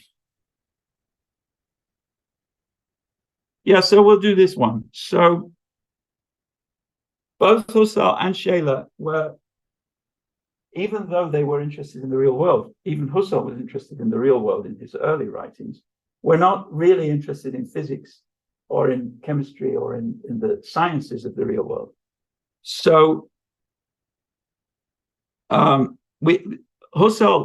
Scheler used the term milieu to refer to the life world that we are living in, which is a kind of simplified chamber, which extends as far as we can see and as far as we can influence, but it's not the real world because it has rules of its own. So he says, The sun of the media of human beings is not the sun of astronomy. The meat that is stolen, bought, or what have you is not the sum of cells and tissues with the chemico-physical processes which take place within them. Now, of course, he's just wrong. That meat contains molecules. If somebody asks you to give you a drink that doesn't contain any chemicals, then you know that they are wrong, because every drink contains nothing but chemicals.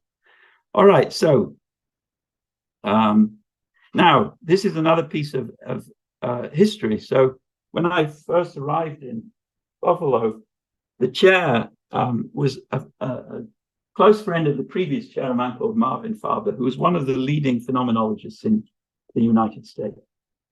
And he wrote a book on Husserl. He hired phenomenologists.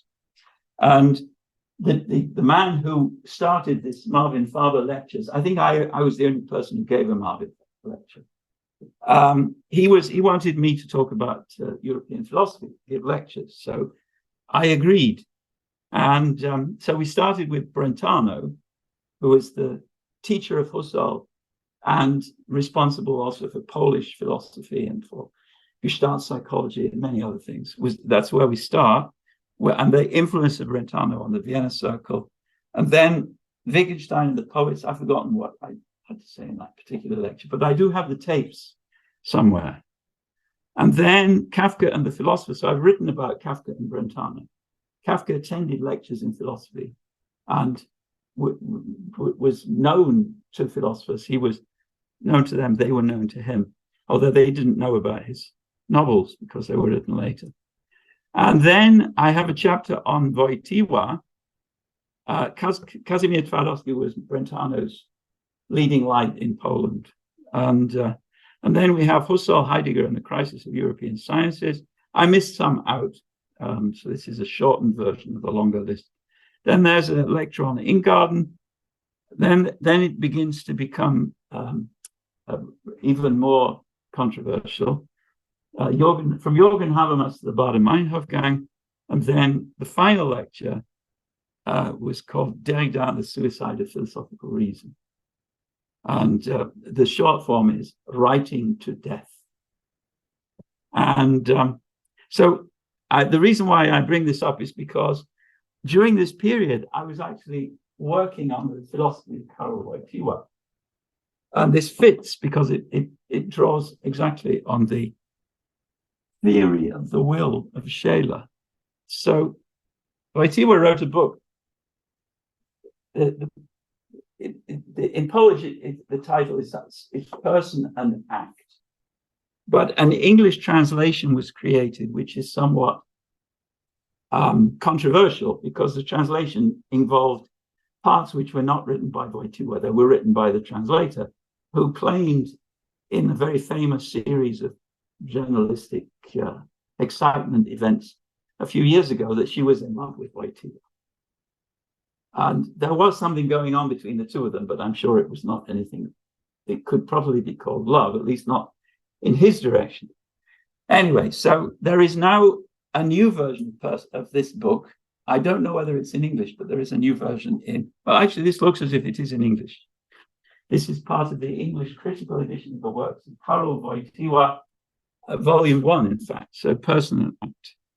So Wojtyła was a philosophy student and a philosophy professor, actually, as well as being a priest. And in order to become a professor in most countries in Europe, you have to do 2 dissertations. One is the doctorate and the other is called a habilitation. It's just a thick doctorate. And in France, thick means 1,000 pages. And the story I like to tell is that every German philosophy professor has to write at least 2 books. One is on Hegel and the other is on Hegel.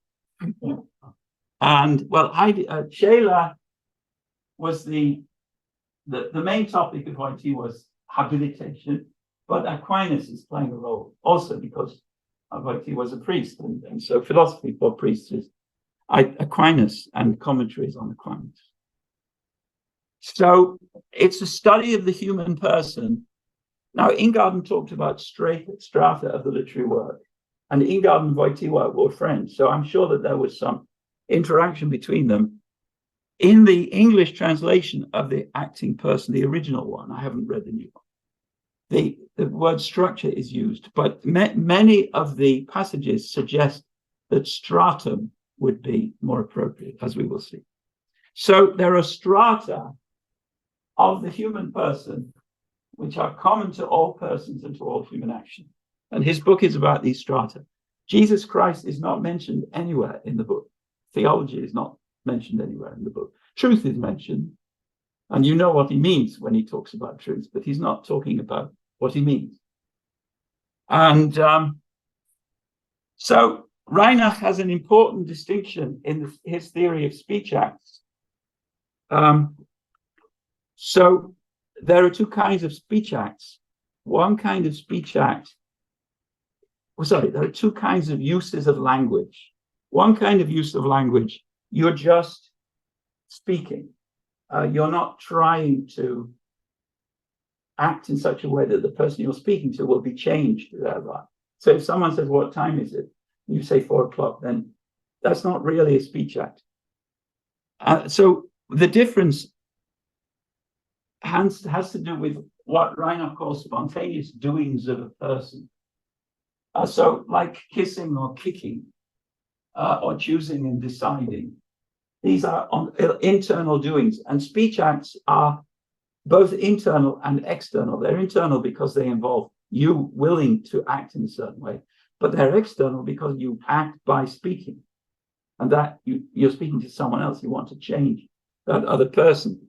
So this distinction between what merely happens in a person and what is a spontaneous doing of that person is the core of Wojtyła's account of the human person. So these strata are what he calls enduring dynamic centers. So we're constantly acting, but on different levels. And we're constantly having things go on inside our body on different levels, including physical things like blood flow and so forth, breathing. And the trick is to try and unify all of these dynamic strata. And of course, sometimes you fail. And in working to unify all your dynamic strata, you create yourself. And so acting, he says, is the first of many dynamisms.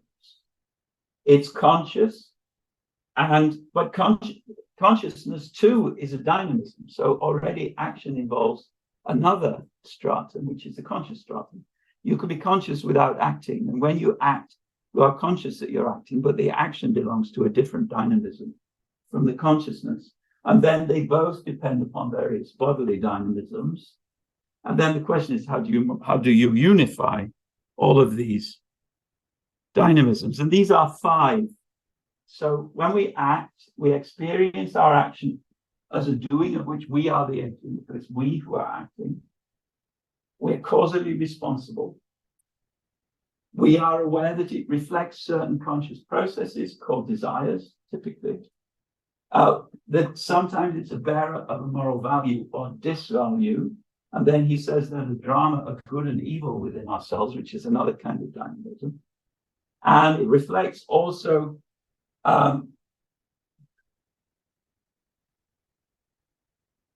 so I'm not sure what he means here. These I think are his words. So I think it means that it reflects your consciousness of other actions that you've been taking. And then it reflects and is entwined with the external reality in which the action takes place, including the external reality of the other person that you are acting in relation to, and of all their dynamisms. And then the problem that there is this dynamism of feelings and emotions. You see how Scheler is playing a role here. I'm not going to go through this. The problem is that the harmony sometimes breaks. So you may have an over-emotionalized consciousness, and then there's a struggle between the intense emotions which affect your consciousness and your consciousness itself. And that's where, if you're lucky, conscience will kick in. But sometimes consciousness loses. And then the person as unity disintegrates, he says. And freedom, you can't be free when your personality is disintegrated. That's what he says here. Freedom presupposes self-possession. And freedom, therefore, presupposes a reference to truth. And then there's a long passage here about conscience. So conscience is another dynamism which serves to control over the goodness or the badness of our action.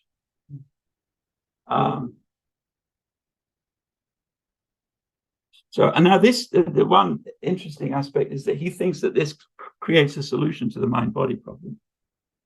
And so the mental and bodily dynamisms are brought to a unity on a higher level constituted by the dynamisms of human action. So human action brings the two together. And I'm quoting him now when he says all men. He means all human beings. In German, the word Mensch, they mean Mensch, but that means human being, but it's often translated as man, as we will see. All right, so now we have we dealt with the Scheler school. I still have a lot to say, but I'll do it quickly. So the Louvain school, this priest rescued Husserl's archives from the Nazis, took them to Belgium and hid them away, and created the Husserl archive, which still exists. And there are 40-something volumes in the collected works, which is nothing compared to Heidegger. Then there is the Liechtenstein school, and this is going very quick. So Liechtenstein is here. It's 62 square miles, and it has its own prince, who is the sovereign, and he's a real prince. And Buffalo has 52 square miles. I lived in Liechtenstein for 4 years. I was a professor of philosophy. This is the royal family of Liechtenstein. This is the Royal Castle of Liechtenstein. This is the International Academy of Philosophy. It's now called the University of Liechtenstein, but then it was a very small scale thing. It didn't even occupy this much of the building. And I wasn't professor anymore when they moved into this building, which is very hard to reach. I could tell you stories about this building, but I won't. Now, why was I in Liechtenstein? Well, on June the 14th, 1975, I gave my first ever talk to an international meeting in Krakow. In 1975, Krakow was a communist country. I had already visited many communist countries, but it was not by any means trivial for an Englishman to visit communist countries. It was a bit like traveling to Europe when COVID was reigning. I managed to do it, but it was not trivial. Now, so I go to this meeting and I give a talk on Roman Ingarden and the aesthetics of mathematical objects. You see, that's my dissertation. And I can't remember what I said, but all of the 3 international speakers at this meeting were invited to the Cardinal's Palace in Krakow, which is this. And so the Cardinal was Wojtyła, so I had dinner with Wojtyła. Now, this man was the creator of the International Academy of Philosophy. He knew that I had dinner with Wojtyła, but more importantly, and it's important because Liechtenstein is a very Catholic country. This is a very Catholic person. He was the head of it. The academy was devoted to the philosophy of Wojtyła and to the Polish and Munich. He was part of the Munich school, very late part. To the Munich Polish precursors of Wojtyła's philosophy. And he knew that I was the world's expert on Reinach and Ingarden, so he made me a professor. And so I moved to Liechtenstein. And Liechtenstein is a very beautiful country, 2% taxes, and it's in the mountains, in the middle of everywhere. Anyway, so there is this Liechtenstein branch of philosophy.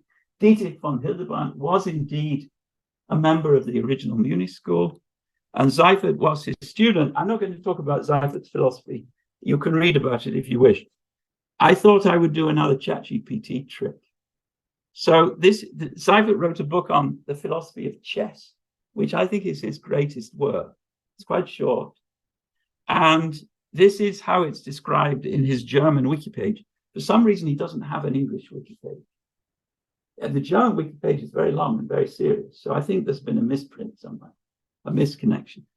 So this is just the paragraph about his chess philosophy. So I tried in Google Translate, and it doesn't get everything right. So it says, goes in the direction of an objective a priori of the noumenal essential laws and empirically given ones, necessary circumstances can be exceeded. So about here, Google Translate just gave up and generated nonsense. Probably that's where they kick in ChatGPT. Deep L, which is a German translation engine, and better than Google, does better. I'm not going to read this, but it's clearly much too long, the sentence. So no good English translator would ever have a sentence which is this long. So I did a translation. This is the relevant passage in the Deep L, but I improved it. So I cut most of it. He shows also that Kant's conception of a general a priori can be improved by distinguishing an objective a priori of essential laws from empirically given necessary states of affairs, about chess and things like that. So now finally, Heidegger. He really is a funny man. So in Being and Time, Heidegger, according to the Stanford Encyclopedia of Philosophy, Heidegger rejects the Husserlian, and that means the Munich notion of formal ontology, transforming it into a fundamental ontology, which is a neo-Aristotelian search for what it is that unites and makes possible our varied and diverse senses of what it is to be. I think the English of this is quite good. I'm not sure anyone can understand it, but I think the English is quite good. And it shows that there was a kind of break. Even early Heidegger was still infused by Scheler, for instance. There's a lot of the tone of voice of Scheler in the early Heidegger. And Husserl himself, in his copy of Heidegger's Being and Time, says that his formal ontology is shifted into the anthropological. All problematics is shifted over, corresponding to the ego, which is the formal ich thing. There is Dasein, and no one knows what that is really, in the way that everything becomes ponderously unclear and philosophically loses its value. And then Gehlen. Yes, I've got time. So Gehlen, Arnold Gehlen, he's a follower of Scheler. The Second World War got in the way of him being counted as a member of the. It got in the way of a lot of things. But he wrote a book which in the English translation is called Man, but in the German it's just Der Mensch. So he was writing about human beings, which until a few years ago everyone would assume as a matter of course. So Der Mensch, his nature. How would you say that in English? The human being. You can't say its nature. And its place in the world. And the third part ends with a section on the Geist problem that we talked about last week, or 2 weeks ago. All right, so the background of Gehlen's work, it's a really big and very interesting book around lots of things, and there is a copy of both the German and the English translation in the University Library, which is a very good sign of how good the library is here. And that's not just my doing, it was always a good library. Marvin Farber, I think, was responsible for the quality of the university collection here. All right, so 3 aspects to his work: Scheler, pragmatism, and philosophical anthropology. And so his first idea is that humans are what in German is called Mängelwesen, which means deficient entities. So cats and dogs and pigs, they are not deficient entities. They have a wonderful life in their ancestral environment. And they never have to worry. And that's because they have very, very powerful instincts. They don't have to think at all. They just behave instinctively. Humans have very weak instincts. We've lost most of our instincts. So we have to make up for this loss. And what this means is that we have to use our weak sensory and motor abilities to change the environment to suit our needs. And that means we can live in many different kinds of environments. We are, as Gehlen says, and this is a term that Scheler also uses, we have world openness. So we can plan how we're going to behave. We can plan what kind of environment we'll behave in. We can build a new environment. We can invent new kinds of environments and so forth. So playing games are new kinds of environments. We have these devices called chessboards and so forth. New kinds of tourism, new kinds of travel, spaceships, astrobiology. We can live in a world which includes also possible bacteria in distant galaxies. And we do all of these things. So a rat wouldn't do any of that. He just do the same thing every day. We have an excess drive. We always want to, we go to philosophy lectures. We read Arnold Gehlen. We do all kinds of things. We do always new things. And there's no equilibrium. We never are settled. We die eventually. But while we're alive, it's always something new. And that's why we need institutions. So yes. This is going to be the last slide. So we need institutions which are cultural, not natural. Because if we don't have institutions, then we're lost because we have such weak instincts.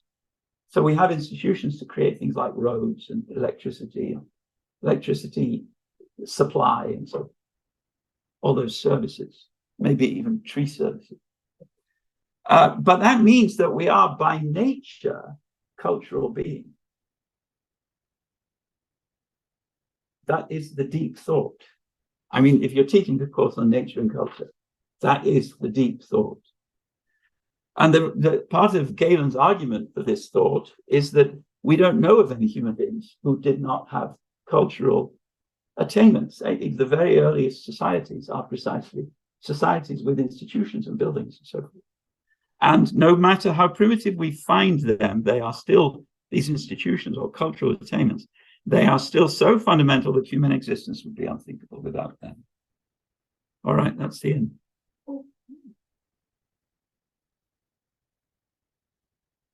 Good.